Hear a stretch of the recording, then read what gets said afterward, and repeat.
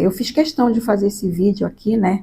Porque a gente sabe que homem não vem com bula, né? Mas ele dá sinais. Então eu fiquei 26 anos vivendo um relacionamento abusivo, né? E assim, foi preciso eu ser quase uma próxima vítima para me acordar, para mim pensar com razão, pisar em cima dos meus sentimentos, né? E dar uma recuada, né? Quando eu vi os meus filhos quase mortos, porque o meu marido chegou ao extremo de puxar um terçado dentro da minha casa, né? E partiu para cima de mim e para cima dos meus filhos. Na verdade, existem 5 tipos de violência previstos na legislação Maria da Penha. A violência física, que deixa vestígios, né? Que nós conseguimos enxergar, o soco, em que vai deixar a materialidade, o empurrão, que pode não deixar o vestígio, mas é uma ofensa à integridade e à saúde corporal dessa mulher. Mas ainda temos 4. Temos a violência moral, em que é ofendida a integridade dessa mulher, no sentido da sua reputação, da sua dignidade, que se divide em calúnia, difamação e injúria. Calúnia é quando o agressor imputa um fato ilícito para essa mulher que não existe, que diz que ela é ladra, que ela é estelionatária. A difamação é quando ele propala, ela divulga informações verídicas ou não dessa mulher. É quando o seu João vai lá na portaria lá do mercadinho e diz o que fez, o que não fez com ela. Isso aí é uma difamação. E a injúria é quando é direcionada justamente diretamente a ela, que ofende a integridade dela, chamando palavras de baixo calão, como vagabunda, vadia, e tudo isso também ofende essa mulher. E quando ele quebra esse celular, ele está cometendo uma violência patrimonial, mas também uma violência psicológica, que vem aí aquela violência que não é vista a olho nu, mas é sentida, e aí entram os insultos, as ameaças, as humilhações, em que há a baixa da autoestima dessa mulher, porque esse celular foi conseguido com muito esforço. E aí nós vamos falar dessa violência psicológica, que hoje já é criminalizada com os tipos previstos, as condutas previstas expressas já no artigo do Código Penal, que é a ameaça, constrangimento, as humilhações, o direito é o direito de ir e vir, que muitas mulheres, às vezes, estão em cárcere privado. Isso também é violência psicológica. Só que os direitos só chegam se você for procurar eles, né? Eu fui no Ministério Público, porque o Ministério Público precisa ser provocado. A mulher precisa chegar lá e dizer para o Ministério Público: olha, eu estou no relacionamento abusivo, eu estou sofrendo, eu estou oprimida. Precisa, né? Até porque não eu já vinha sofrendo há muito tempo patrimonial, ele quebrava minhas coisas. Por quê? Quem colocava para dentro de casa era eu, ele não comprava uma agulha. Então, eu fiz com isso, eu fiz uma ocorrência na Maria da Penha. Eu cheguei lá, fiz a ocorrência. A primeira vez que ele chutou um ventilador, ele até disse para mim que eu estava louca, porque eu não bati em você. Eu disse: sim, mas hoje você chuta o meu ventilador, amanhã você vai me chutar, com certeza. Em 2015, eu fui abusada dentro de um navio, no Marajó. Eu morava no interior, chamado Oeiras do Pará. Então, no Marajó, na verdade, é comum ter esses casos, muito comum mesmo. Ali, pessoas, assim, meninas de 12 anos já têm filhos, 3 a 4 filhos, assim. Então, é muito comum ver esses casos lá. E comigo aconteceu em um barco, no navio, que eu estava indo para Oeiras, e eu fui abusada. Então, aquilo me deixou marcas e eu não contei no tempo para minha mãe, porque ele me ameaçou. Então eu fiquei assim, no tempo não tinha depressão, mas fiquei uma pessoa muito assim, deprimida, muito fechada, não tinha muitos amigos.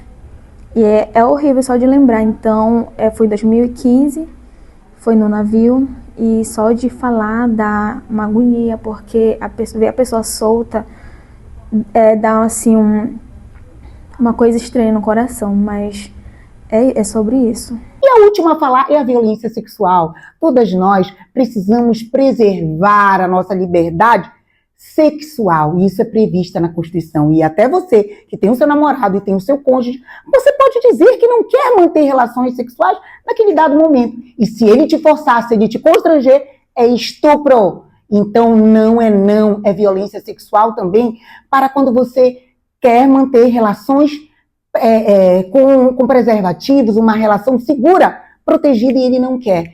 É também um constrangimento, é também uma violência sexual. Quando também você não quer que o homem também ejacule dentro de você e ele força isso, é violência sexual. Não, vamos preservar. São 5 formas de tipos de violência. Fique atento. Eu era dependente emocional dele, porque não era a parte financeira. Porque a parte financeira sempre, graças a Deus, eu sempre me sustentei. Até porque o dinheiro dele não aparecia, porque ele era alcoólatra. Então, já ficava na rua, já ficava nos bares, né? Então, sempre eu segurei muito bem essa parte de questão financeira, né? Então, o que decidiu mesmo, que fez eu dar esse pontapé para tomar essa atitude de pisar em cima dos meus sentimentos, né?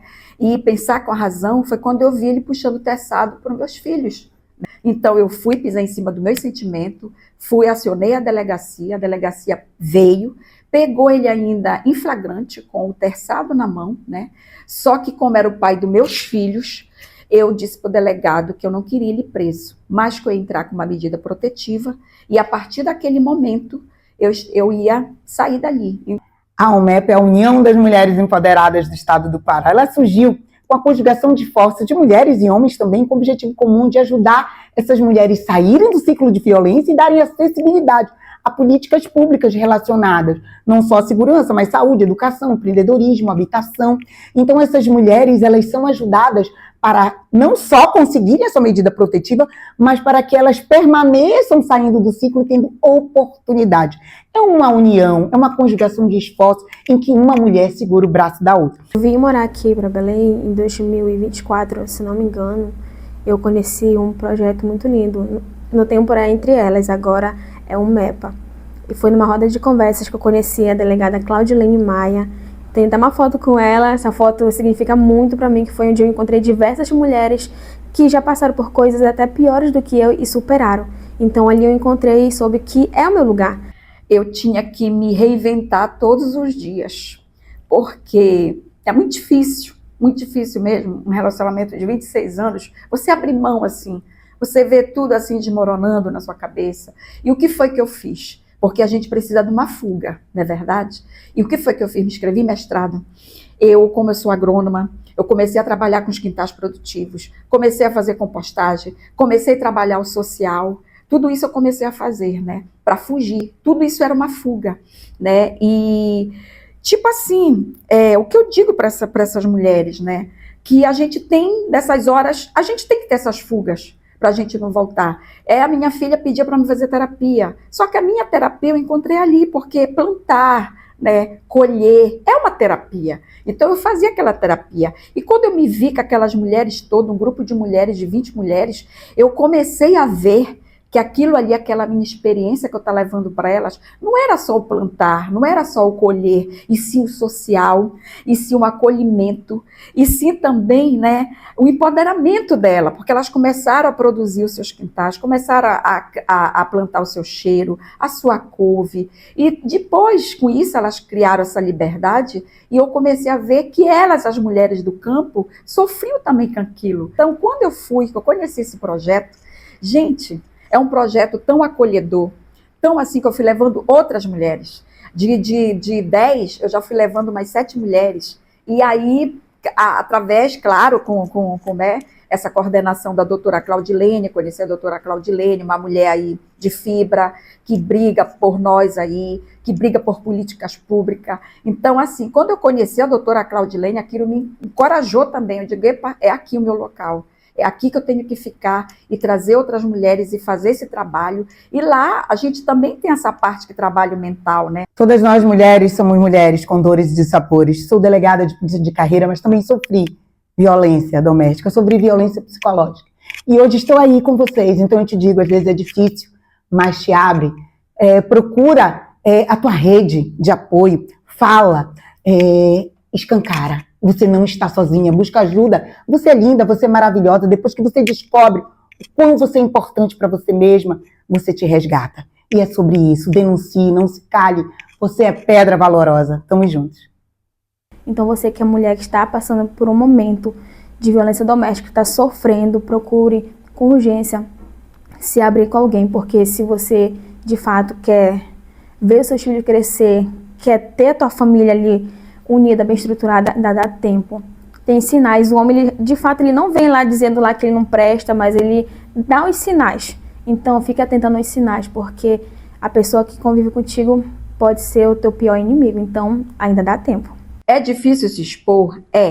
Mas tire a vergonha de lado e peçam socorro, porque só através do grito de vocês que vocês vão ter essa ajuda e vocês vão ter esse socorro. Obrigada.